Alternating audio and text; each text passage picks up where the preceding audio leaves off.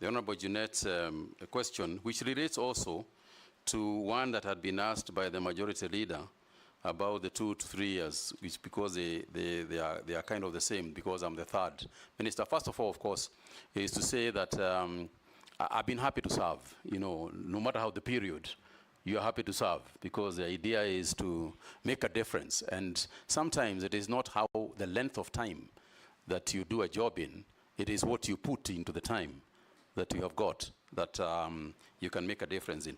I have no idea why 2 years into government, I was invited by the 3 previous, including the current president, because obviously they are appointing authorities. But I want to answer your question, and perhaps related to also to Honorable Koeshi's question.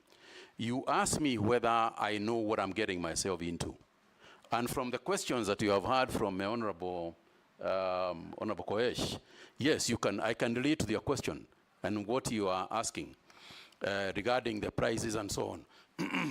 Mr. Chairman, you will remember that one day in 2020, I stood outside Afia House, and it is on record even in the media. I pointed at Afia House, and I said that there are many cartels in this building. I said it myself. It was not said by other people. I am the one who said it sitting in there. So as I went into the ministry, I was quite aware that there are cartels. And I'm quite aware that even this one, there are cartels in it. That's the first thing. The second thing is to say that cartels fight back. Cartels will fight back. And some of the stuff that you are hearing coming out is a question of cartels fighting back. Not only would I expect them to fight me back once you start fighting them, in fact, I'm ready for the battle, because I know the battle is going to come. And the cartels will definitely fight back. But I want to say that irrespective of the war that is clearly going to be there, there are sufficient people in Kenya. There are enough people in the ministry, there are enough people in this parliament, there are enough people in Kenyans out there who are going to be extremely supportive in that fight. I am confident about that. And your job in this house, as you make sure that you oversight, is also to make sure that you assist us also, in those battles with the cartels, that you'll obviously come and fight back so that they can take. In the area of COVID, for example, and I pointed it out, is that as we started the restructuring of Kemsa, and I want to say to Honorable Koech that, it is very difficult for us to remember back at the crisis that we had in 2019, and as particularly after the 12th of March of 2020, when the pandemic was actually declared globally. Mr. Chairman, we were faced by a severe situation. What we are calling, what today sells for nothing, which is a mask for your face, was so rare that people were willing in the streets of Nairobi to pay 3,000, 5,000 shillings for a mask, which is now free in most places and you can take. So when people say, and part of the big question regarding that period and part of the COVID billionaire issues and so on that we have had to do with the prices of issues, the prices of goods, the prices of commodities and health, and what was necessary to contain this disease in our country. Mr. Speaker, I remember appearing in this house to explain these issues and to say at that time in 2020, for example, we were looking for anybody who could give us a mask. And yes, I am the first person to admit that it wasn't an opportune time, that indeed there was abuse of process in Kemsa and other procuring agencies at that time, and not just in the Ministry of Health, but widely. But I think the major concern, the major interest at the time, and I can give you one clear example. For instance, the PPEs. We were looking for protection gear for our doctors and nurses. We didn't have any. A PPE could easily sell for 15,000 shillings, 9,000 shillings, etc. And I can tell you, Honorable Koech, that if they came at 20,000 shillings, we would have bought them. Because it's a question of, are you going to wait or are you going to buy at whatever price to save lives? Money almost begins to take a secondary position when it comes to life and death. And that is what it was. But we are also the same people who worked on it. What steps did we take? I called all the manufacturers of materials. I sat outside my office with a bottle of water, testing materials to see whether they could be able to be used for PPEs with the experts in the Ministry of Health. And consequent to that, we were able to use our own people in Shona, in Athi River, in Nakuru. We were able to use our own people to produce the same materials at a quarter of the price. And now today, the same PPEs can be produced in our country at 2,000 shillings or less than 2,000 shillings. So it wasn't an appropriate time. A lot of mistakes were made, and I'll tell you that and confirm that indeed there were mistakes made. But I would also like to say that at the prices that I was saying, and this is what I explained to Parliament, and I challenged this House, at the time that we were buying PPEs at, say, 9,000 shillings, I said I would like somebody to show me any place where the PPE was selling at less than that price. And I remember, Mr. Chairman, going to Aga Khan Hospital, going to Nairobi Hospital. Everybody was desperate and the prices were crazy all over the town. It wasn't that the Ministry of Health was buying those items at a higher price than the rest of the world or the rest of the country. We were buying it at the market prices at that time. And this is something that I have explained, you know, at length. Mr. Chairman, the handling of COVID-19 at that time was such a nightmare. It was such a nightmare that, and the cost to people, the cost of lives, every day we would wake up to be told that 10,000 people are being buried in New York.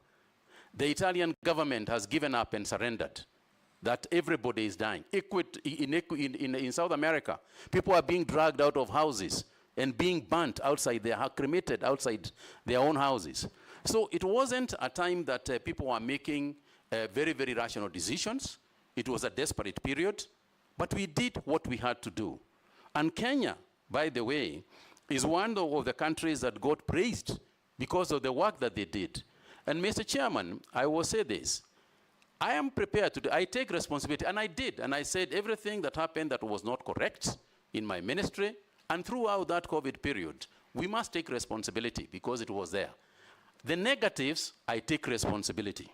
The positives, I give credit to the team that was working at the ministry. All the members of the National Emergency Response Committee, of which I chaired, that included members of the Defense Forces, members of all ministries that were involved. We took collective decisions. In the issue of vaccines, we took collective decisions for vaccines. And the whole issue of the expenditure on vaccines, Mr. Chairman, is actually exaggerated. Because 90% of the vaccines that we actually used in Kenya were donated. There were donations from the United States government, from the World Health Organization, from European governments. Yes, they were of a great value, and they were valued at a lot of money, but they were free. We got a lot of those things for free. We didn't actually buy a lot of those ones. The ones that we bought, the ones that we ordered from Johnson & Johnson in South Africa. In fact, the quantity that we were supposed to get, we never even utilized in full, because by the time we had developed immunity and stopped the delivery of. So there were several issues that one can speak about. And as for Kemsa, it is true. When I said that there are cartels out there, it was true. And what did we do? What did I do as minister? You remember, Mr. Chairman, that we carried out a complete re-engineering of Kemsa. Change of staff, restructuring the organization, at least in the time when I was there. So we did take action about it. And I'm the one who invited the investigating authorities to come and go through it so that we can see how we can change the entire structure to do a better job in a crisis like that. For me, Mr. Chairman, what I say is that I hope, because there will be another pandemic, it is not a question of whether it will be there. It's not a question of if it will come. Looking at the global situation today, it is very likely that we are going to get some zoonotic and other pathogens that will cause pandemics in the future. And it's a question of being prepared for it and hope to God that there will be somebody sitting in those offices where he or she will have to make some very difficult decisions, notwithstanding the fact that eventually they could be verified for those decisions. But I hope to God they will have the guts to go on anyway and save lives. Mr. Chairman, on the issue of tea, and I know that this is an issue because of the tea that is actually lying in Mombasa, at the Mombasa auction. Mr. Chairman, I know that my predecessor had set a committee to deal with the issue of tea. And I want to say that I agree with those people who are saying that there is an interference of businesses that governments can go to a length to do and mess the process in the first place. So there is a degree of regulation that you want to carry out, and indeed we will carry out some regulation, but the regulation will be to improve the market. Our job, as you asked about what is the ministry going itself doing, given the fact that it is Schedule 4 divides it amongst both the county governments and the national government. I think if you look at Schedule 4, you'll see that the breadth of involvement of the national government is quite large. And if you are involved in the policy, if you are involved in research, if you are involved in financing, if you are involved in creating markets for these products, then you will have to work, as you rightly said, in the joint committee of both the county governments and the national government. Again, I would like to confirm that this is not the first time I'm going to do this. During the COVID period, or during my days as Cabinet Secretary for Health, that's what we did. We had constant communication. We had several meetings with the CECs for health. And I can tell you, Mr. Chairman, we even managed to bring in to the ministry the CECs for health to be part of the teams in the Ministry of Health at headquarters, so that you can create the linkages between the county governments and the national and the national government. So part of the price stabilization is to make sure that we are opening new markets. You know that our biggest competitors in the tea sector is China and India, and they have got varieties of tea that they produce. But we must also ensure something else, and this is where the regulatory framework comes in. We must make sure that even as we talk about the prices, we talk about the quality of tea that we are producing. We must ensure that we have got a minimum regulated quality of tea that can be called the Kenya tea.